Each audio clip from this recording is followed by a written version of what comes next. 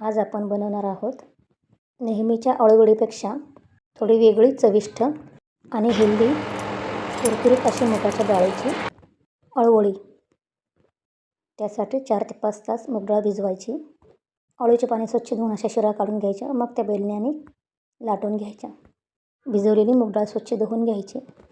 एका मिक्सरच्या भांड्यामध्ये हिरवी मिरची, लसूण, आलं आणि मूग डाळ वाटून घ्यायची.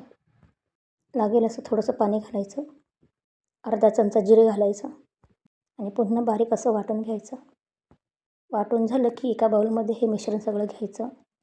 त्यात हळद, चवीपुरते मीठ, पांढरे तीळ, अर्ध्या लिंबाचा रस. लिंबाचा रस घातल्यामुळे अळूवडी खाताना घशात खाज येत नाही. आणि 2 चमचे तांदळाचं पीठ व्यवस्थित मिक्स करून घ्यायचं. चाळणीला तेल लावून पाणी गरम करायला गॅसवर ठेवायचं. तोपर्यंत असे एकावर एक पानं ठेवून सगळं मिश्रण लावून घ्यायचं. 4 ते 5 पानं एकावर एक ठेवून मिश्रण लावून घेतले की असे घट्ट रोल करायचं. तोपर्यंत पाणी इथे गरम झालं आहे.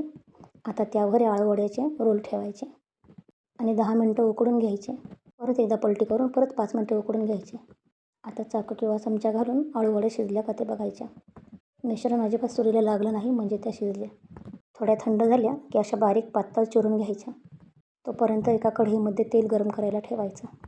तेल गरम झालं की एक अळूवड्या त्या तेलात सोडायच्या आणि व्यवस्थित तळून घ्यायच्या. आता त्या वड्या ज्यांना तळून आवडतात त्यांच्यासाठी दोन्ही बाजूने व्यवस्थित कुरकुरीत भाजून घेतल्या की काढून घ्यायच्या.